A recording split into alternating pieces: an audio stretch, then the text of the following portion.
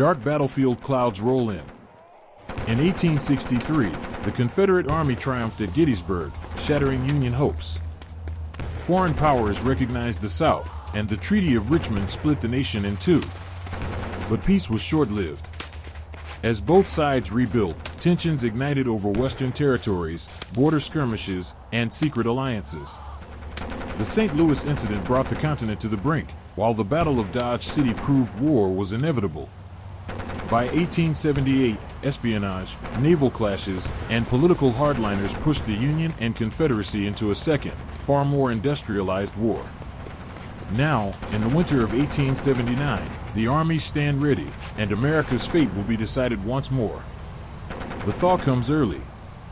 By March 1879, the frozen Ohio River swells with rain and melting ice, and Union General William Tecumseh Sherman, recalled from retirement to serve as commander of the Army of the Republic, launches the first offensive. His plan is simple but brutal: smash through Kentucky, seize Nashville, and split the Confederate heartland before reinforcements can arrive. The opening battle at Paducah is a slaughter, 12,000 casualties in 3 days, but Sherman's forces push south. Confederate President Robert E. Lee orders General James Longstreet to hold the line along the Cumberland River at all costs. At sea, the Union Navy strikes first. Using its new armored cruisers, it imposes a blockade on Charleston, Savannah, and New Orleans.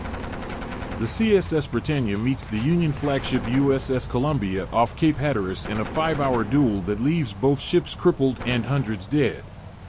But the blockade begins to bite. Confederate exports plummet, and British merchants quietly warn Richmond that continued losses could end their support.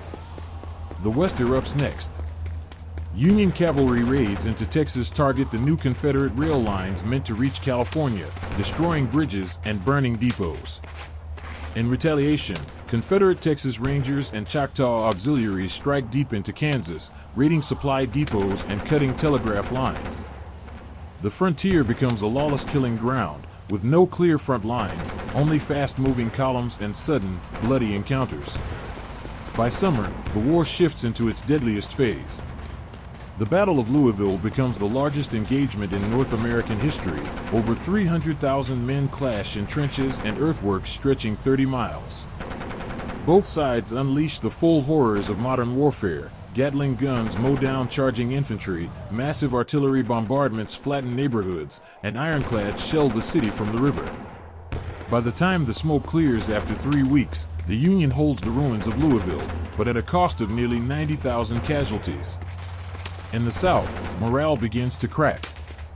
The Confederate economy teeters on collapse. Food riots erupt in Atlanta and Richmond, and whispers of emancipation as a bargaining chip begin to circulate among desperate politicians. Lee, ever the soldier, refuses to negotiate, believing that one decisive victory could still force the North to the table. He places his hopes on a grand counteroffensive in the Shenandoah Valley. That counteroffensive comes in September 1879.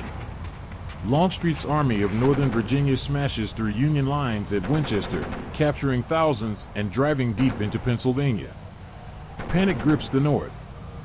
Philadelphia fortifies, and newspapers cry Richmond at the gates.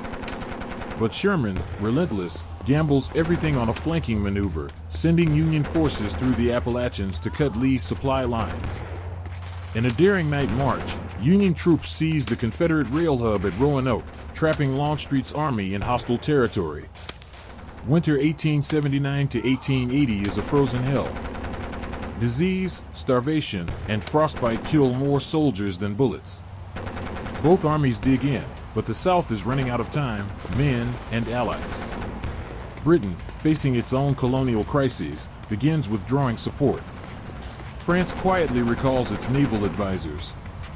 By early 1880, the Confederacy stands alone.